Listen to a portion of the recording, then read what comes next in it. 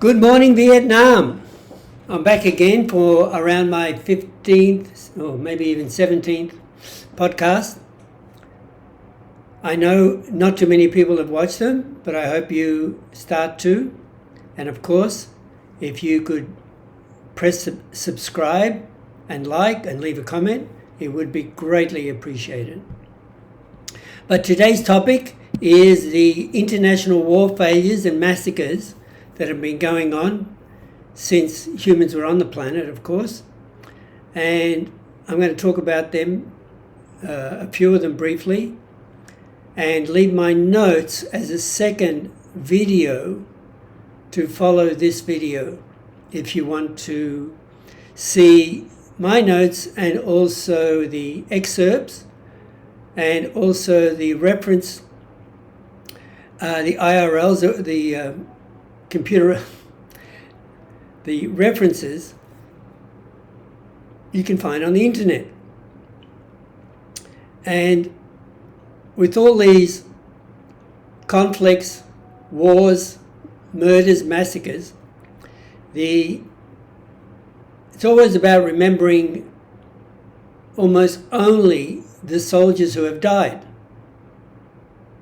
Very little about the non-combatants, and of course how smart the generals were, and of course all these governments involved in these wars, especially in the West, they want to build war memorials so that you can remember the dead. You can remember your father who died during an ill-fated war that more than likely never had to have occurred in the first place.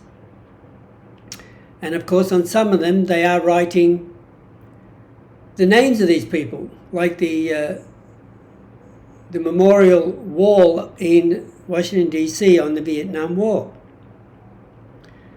But of course what's totally forgotten is the reasons why we went to war in the first place.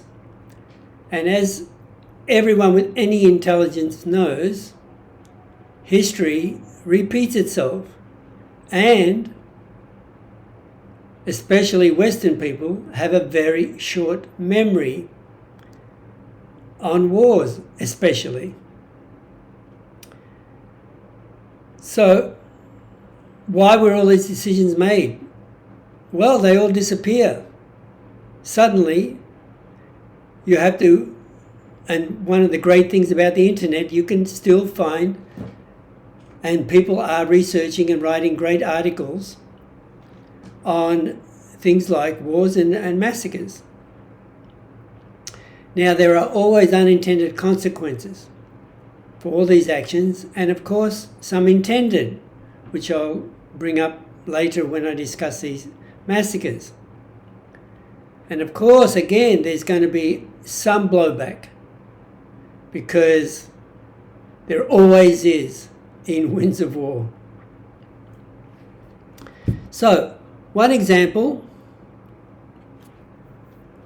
the so-called perceived humanity of war, not the brutality or the justification for it, is during the second Iraq invasion.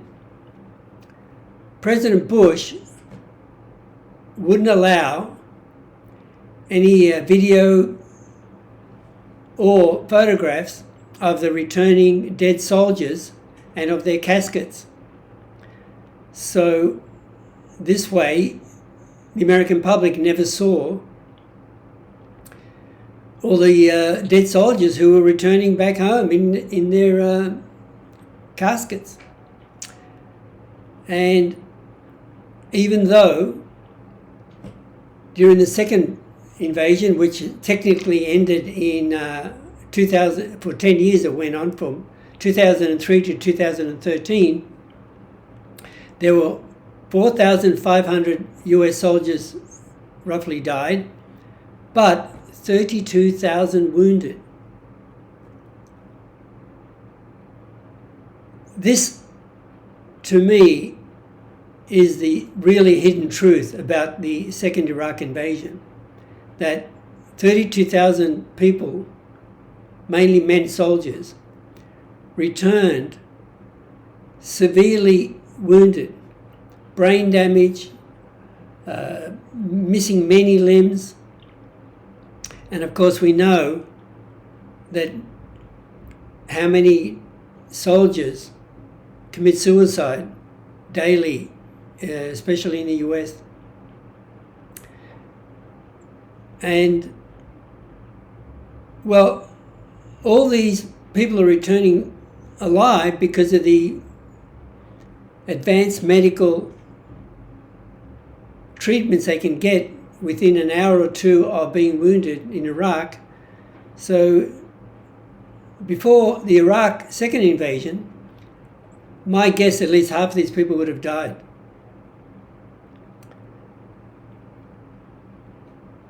Now, it's interesting to always note, and this is in one of my previous blogs, that President Bush was the person who refused to serve during the Vietnam War. He was a reserve pilot in the Army, Air Force, and of course because of his powerful father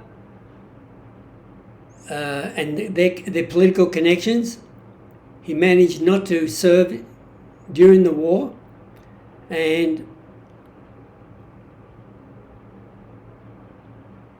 But here he is telling American people that we can't see the war dead coming home.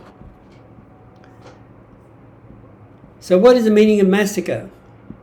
From the internet on dictionary.com, I'm going to read: the unnecessary, indiscriminate killing of a large number of human beings or animals, as in barbarous warfare or persecution or for revenge or plunder. Second meaning is a general slaughter, as of persons or animals, the massacre of millions during the war. And of course I have references to those, so you can look them up. And now the second part of this is I've listed some massacres starting from 490 BC all the way to the Cold War era. But before that, I've actually got a web page on, I believe it's 4 examples of a Pyrrhic victory. Now, Pyrrhic is a victory that inflicts such a devastating toll on the victor that it is tantamount to defeat. Such a victory negates any true sense of achievement or damages long-term progress. So I've listed 4 of these, going from 279 BC. The next one is 1709 AD. And of course, one of the battles of the Vietnam War in 1972. And also another battle in the Croatian War of Independence in 1991. So they're all there for your reference, how those events actually had unintended consequences, and it just wasn't worth winning that battle and all those people dying. Now I'm going to give 9 examples of massacres that occurred of humans, elephants, and trees, or part of the Amazon and other forests around the world. The first one, which I have been well aware of for over 50 years, is during World War I, there was a battle on the coast of the Dardanelles, which is the Mediterranean coast of Turkey. And that campaign was in 1915 to 1916, and it is known as the Battle of Gallipoli.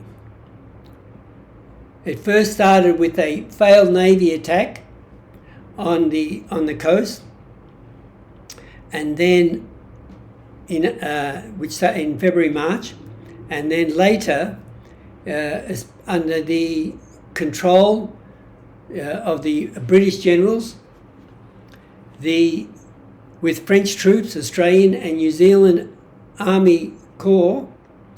They attacked the Turkey coastline, but the problem was they didn't have all the intelligence and knowledge how to, and of course the knowledge of the terrain, how to go up the cliffs and then attack the positions of the Turkish army.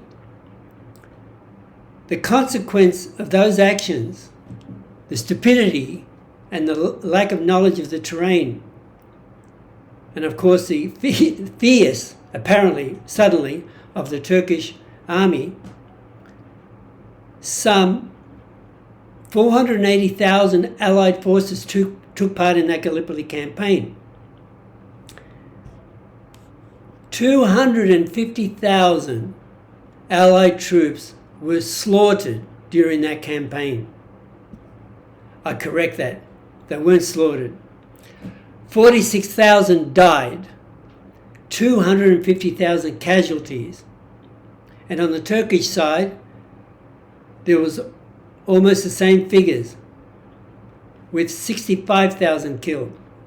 But the Allies never took the position. They never took over those positions on that coastline. They were defeated totally. And in May of 1915, the Lord Admiral who was in charge of that resigned, like the coward he was, like so many generals that have fought in wars and have lost the battle and have had to resign. Even leaders of countries have resigned because they've failed in some war. And of course, this I didn't know either, one of the Lord Admirals was Winston Churchill. And his political capital was so severely damaged that he resigned his position also and accepted to command an infantry division in France. And we didn't hear from him for another 10 years.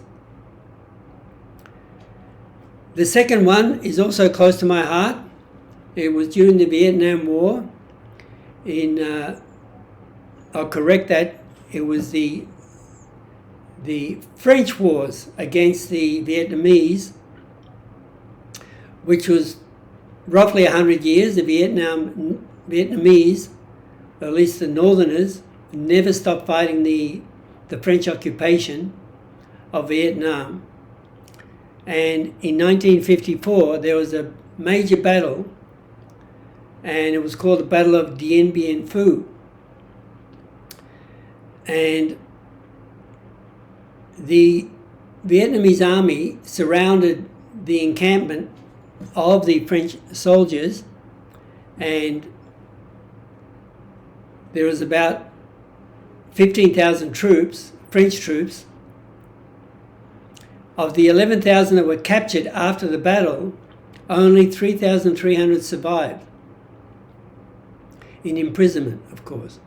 And the casualties, the Vietnamese government reported that there were 4,000 dead and 9,000 wounded, and 800 missing wherever they went.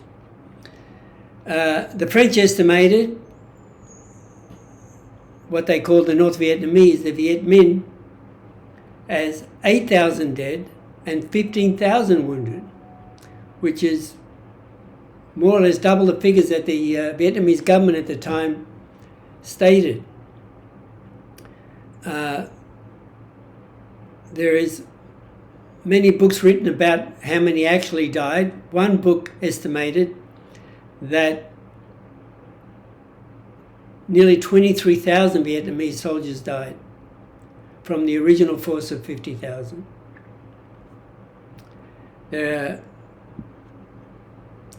As I said, there's been a number of articles, and I just saw a new one the other day in a magazine or an internet news site, Vietnam News, which is government run, that completely whitewashes the massacres on both sides, in fact.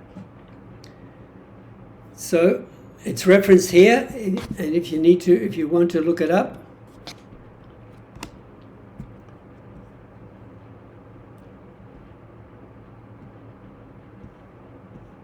And also I have a reference for the complete history of that battle. The third massacre I'm going to refer to is also made famous by a couple of movies by Clint Eastwood, and that's the island massacre in the Pacific Islands of Iwo Jima, or it could be Iwo Jima. And this was as written, an epic military campaign between US Marines and the Imperial Army of Japan in early 1945. Iwo Jima is located about 750 miles off the coast of Japan, and it's an island in the middle of nowhere. But the island was very strategic in the Second World War because it had 3 airfields. So mainly the American forces invaded the island on February 19th, 1945, and the battle lasted 5 weeks. It is considered one of the bloodiest battles during World War II in the Pacific, and apparently 21,000 Japanese soldiers died, and approximately 7,000 US Marines. And only after the battle, there was a lot of discontent within the armed forces, and politically, if the island, in fact, had any strategic value at all. So another battle, like I believe the Dien Bien Phu battle for that location, had any merit or any result in the war itself. The next one did have a devastating effect on the morale of the American soldiers fighting in Vietnam in 1968. It didn't stop the war, but it did increase the resistance to the war in the US, and that was the My Lai massacre. My Lai was a small hamlet village in central Vietnam, and the platoon at that time, the only way to describe it is they went nuts, crazy, lost control of their logic and their senses, and stormed this hamlet. And it doesn't seem like anyone knows, but it was between 350 and 500 civilians were slaughtered, including women and children. And some of the women were gang raped and their bodies mutilated. And apparently some children, even as young as 12, were raped, girls. It is the largest publicized massacre of civilians by US forces in the 20th century. 26 soldiers were charged with criminal offences, but only the leader, Lieutenant William Kelly, was convicted. He was found guilty of murdering 22 villagers and given a life sentence, but served only 3.5 years in prison. Sorry, only under house arrest. And then the one and only Richard Nixon commuted his sentence, even though the war went on for another 7 years. Sorry, I'll correct that, another 4 years. Under the one and only, the Lion Mother, Richard Nixon. Let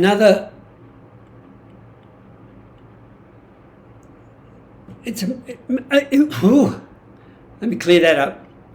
It's not direct massacre, but I had to talk about why Laos was bombed more than any other country. And it just so happens, of course, during the Vietnam War, which lasted 10, 11 years, depending on how you want to look at it. The American bombers dropped more than 2 million tons of bombs over the country as part of a covert attempt to wrest power from communist forces.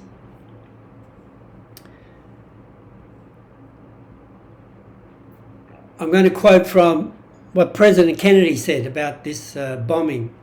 Laos, this is in 1961, even before US soldiers were in Vietnam. Laos is the most inhospitable area in which to wage a campaign. Its geography, topography, and climate are built-in liabilities.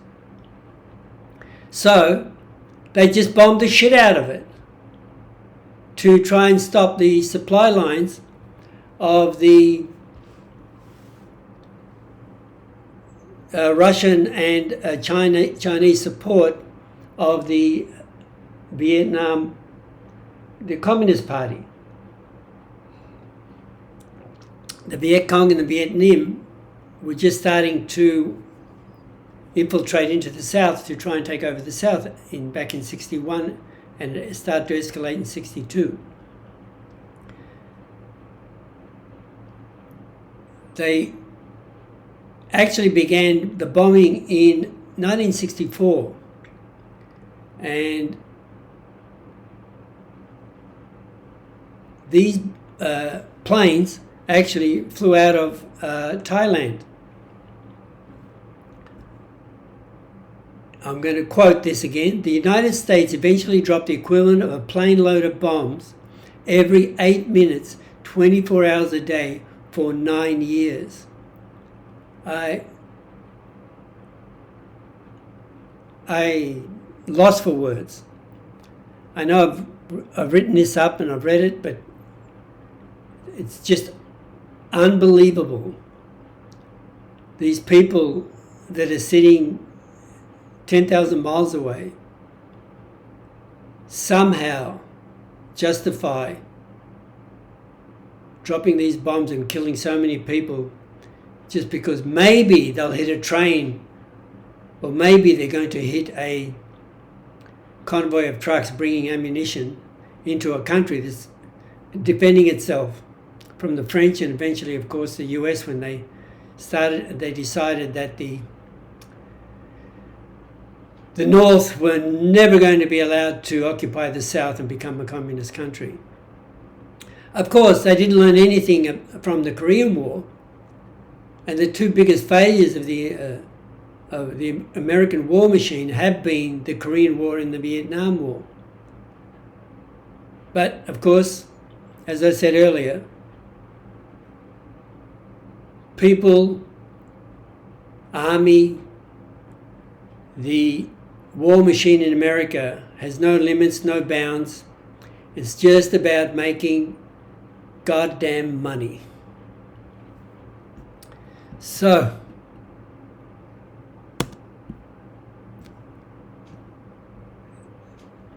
Air America was a collection of airplanes, and they called themselves Air America for some reason, but it was all had to do only with the Laos operation. And I'm going to quote again, as a former CIA officer explained, we negotiate with the tribal groups. If you don't make a deal with them, you give them aid. The communists will do it, and then they'll join with the communists. The CIA set up medical facilities with doctors, started schools, and offered protection from rivals.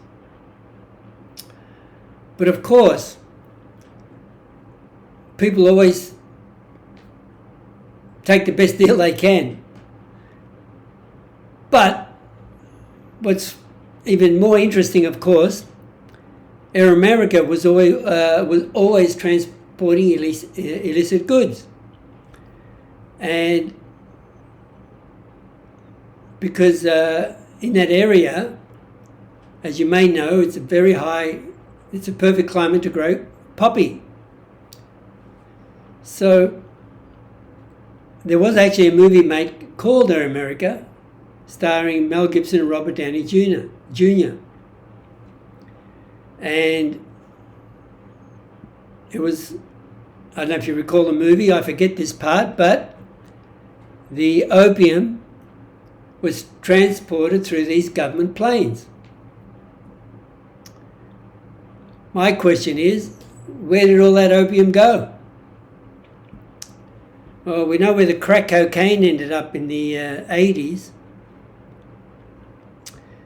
The next massacre is in 25 years later, in 1995, is in Srebrenica in Bosnia. Was during the breakup of the Yugoslav Federation, as the communists lost control during and after the Second World War. The Yugoslav Federation was kept intact, and it took the Serbians, the Croatians, Montenegrins, and the Bosnia-Herzegovina to start fighting each other to break up the Yugoslav Federation. And of course, two of the nastiest people, I'm generalizing of course, that I've met are Serbians and Croatians. And Europe's worst massacre since World War II was from July 11th to the 19th in 1995, when Bosnian Serbs murdered 7,000 to 8,000 Muslim men and boys in Srebrenica. Even though the UN designated Srebrenica as a safe haven, there wasn't enough UN troops there, of course, and so the Serbian personnel just killed them, and most of them were not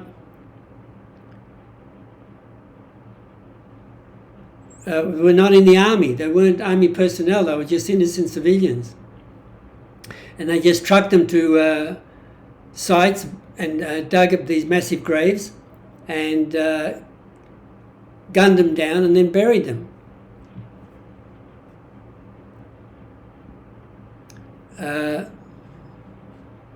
I'll read again. Serbian forces bust about 20,000 women and children to the safety of Muslim-held areas, but only after raping many of the women. The atrocities were so heinous that even the reluctant United States felt compelled to intervene directly in and finally end Bosnia's conflict. Srebrenica is a cautionary tale about what extremist nationalism can lead to, with xenophobia, nationalist parties, and ethnic conflict resurgent worldwide. The lessons from Bosnia could not be timelier. Well, you're talking about the obvious, and that is the most ridiculous thing. It's going on today. When are they never going to learn? Women are being raped in almost any conflict around the world today. You know, they allowed, in the Syrian war 10 years ago, under Obama, he could have had a no-fly zone over Syria, but he's such a coward. He couldn't make any decision about, positive, strong decision about Syria and how to help the Arab Spring rising in that country, and did almost nothing. Oh, and of course the next person I'm talking about is Barack Obama. His drone wars, as I've written, are not drone strikes massacres. Then what are they? 1 second you're walking down the street going out to buy an apple, the next minute you're obliterated because Obama's generals 10,000 miles away think they have found a major player from ISIS or whoever and decided to take him out. Of course, the collateral damage has been shown in so many movies, at least, because we don't hardly ever hear about it in the general media, which was my last vlog, how modern media has totally failed us. And you're, wrong place, wrong time. Bye. So I did the research on Obama's drone wars, of course, and his 8 years of his counter-terrorism strategy. There were 540 drone strikes, mainly in the Middle East, if not all in the Middle East. And most of those were in Yemen, Pakistan, and Somalia.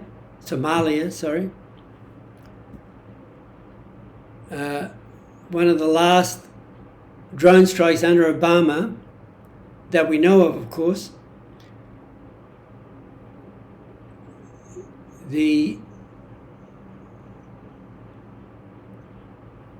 excuse me, I'm a little confused, but there were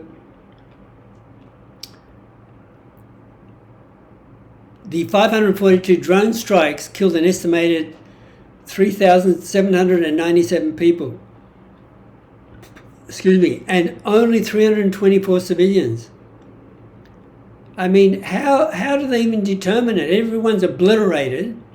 Who knows who was an enemy combatant or leader of some terrorist organization and who was just someone going out to buy an apple?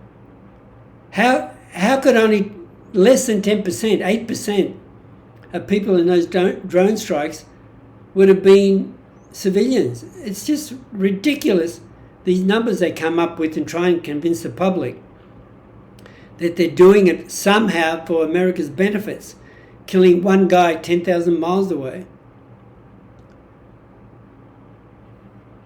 And of course, in his last year in office,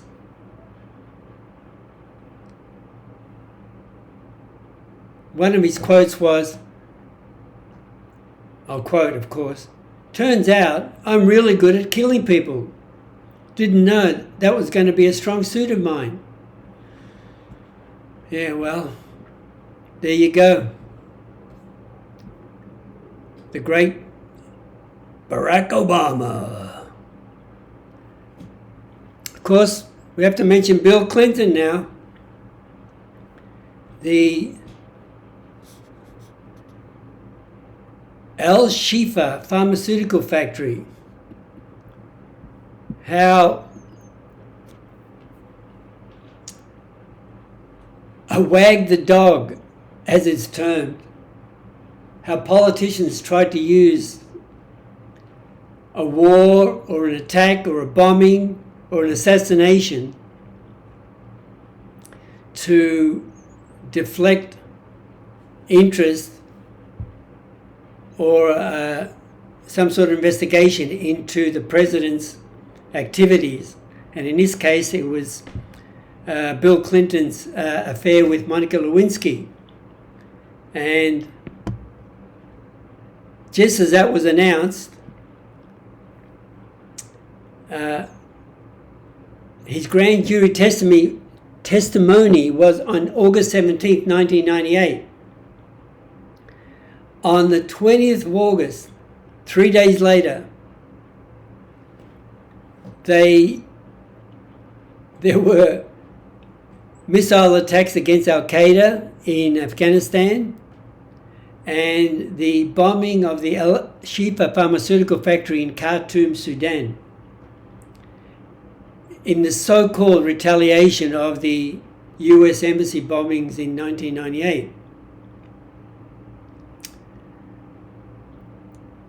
If anyone followed that at the time, and I've got many of the items listed of what was really going on at the time, and the pharmaceutical factory, I'll read. The factory was destroyed in 1998 by a missile attack launched by the United States, killing 1 employee and wounding 11. The US government claimed that the factory was used for the processing of VX nerve agent and that the owners of the plant had ties to the terrorist group Al-Qaeda.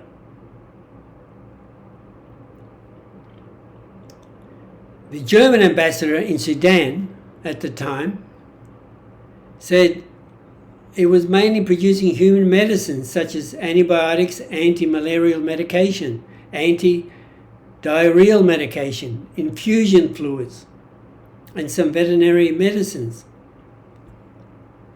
The Observer noted the loss of the factory is a tragedy for the rural communities who need these medicines.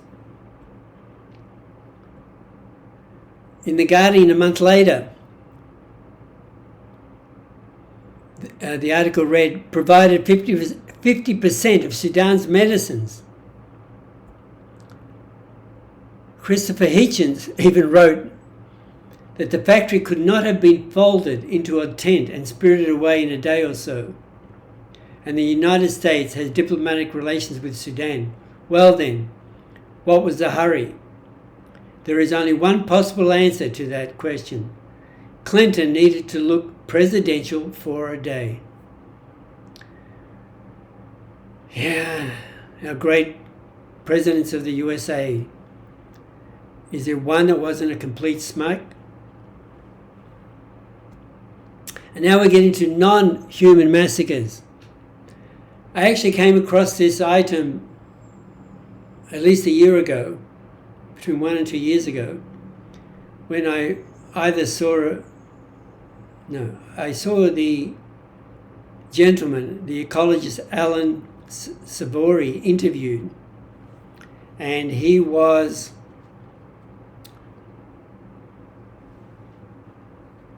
saying how culling 40,000 elephants was the worst decision he ever made in his life. Yeah, I think you should have been castrated for doing that. This is a guy that's supposed to be an expert ecologist on how to save grasslands. And he concluded that the elephant herds was the reason why the grasslands in Africa couldn't be properly controlled to increase the size of the herds of cattle in Africa. But what the moron, with some logic, he couldn't realize is that how the elephants and all the other wild animals survived in the savannas of Africa without human interruption for thousands of years. That something must be ecologically correct, environmentally correct for them to have survived all this time. But in his pea-sized brain, he concluded the elephants were stamping down the grass too much, so other animals, well, Western animals, cattle, wouldn't be able to survive in these savanna grasslands. Well, it turned out, of course, he was totally incorrect, and he killed 40,000 elephants. And he even gave a TED talk to explain that now he believes in holistic management, a land management technique that he says can rescue grasslands. You dumb shit. How dumb do you have to be? Anyway, I've written a lot about it. And of course, I just read an article by a guy called Schiller who praises Savory for coming up with this great concept. Whereas in fact, if Savory did nothing, every animal, or 40,000 elephants, wouldn't have been killed. But he talks about it like there's some great scientific discovery by Savory, and therefore now we can replenish all those elephant herds that he killed. I mean, what a pathetic article. It couldn't be the most stupidest, one of the most stupidest articles I've ever read. And of course, in that interview I saw on Savory, he said, I have to live with that. Unbelievable how stupid people with power are most of the time. Another example, which is not human but has to do with trees, is that the English planted all these indigenous English trees from the British Isles in South Africa along all these waterways, for God knows what reason. They weren't like they were trees where they were fruit bearing or anything. But it was finally determined about 10 years ago that these trees were the reason why the rivers had less and less water as you got further and further downstream. And it was finally concluded these trees were sucking all the water out of the rivers because they needed a lot of water to survive. So now all the indigenous people are going and cutting down all the non-indigenous trees all along these waterways in South Africa. And of course, now all the rivers are running much more freely and people further downstream get enough water. And of course, it brings us back to the cutting down and burning of the Amazon jungle and the Indonesian jungles in Sumatra. The Amazon jungles are being cut down mainly for the grazing of cattle. So Americans, USA Americans, can have cheaper McDonalds. And they're cutting down the forests in Indonesia so we can get cheap palm oil as part of the junk food consuming Westerners that like to eat their over processed foods. So finally, I'll read my last two sentences.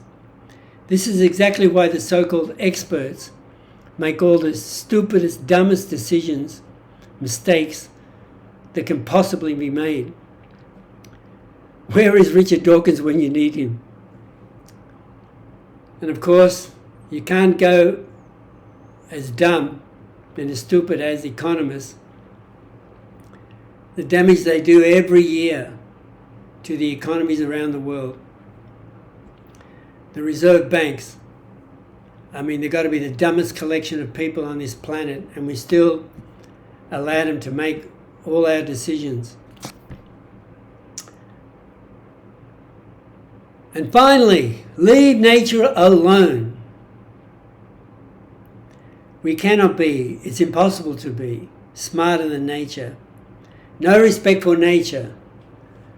Look at the results in global warming and the loss of human lives because of it. Naturally, there are no consequences for all those warmongers and all the people who cause all these massacres. The Earth ecologies, it took 13 billion years to develop. How can it be wrong? Humans have only been around for 100 years. Who has more experience? Thank you for listening. Until my next one, take care. And I will, of course, as I said earlier, have all these texts available as an accompaniment to this video. Thank you.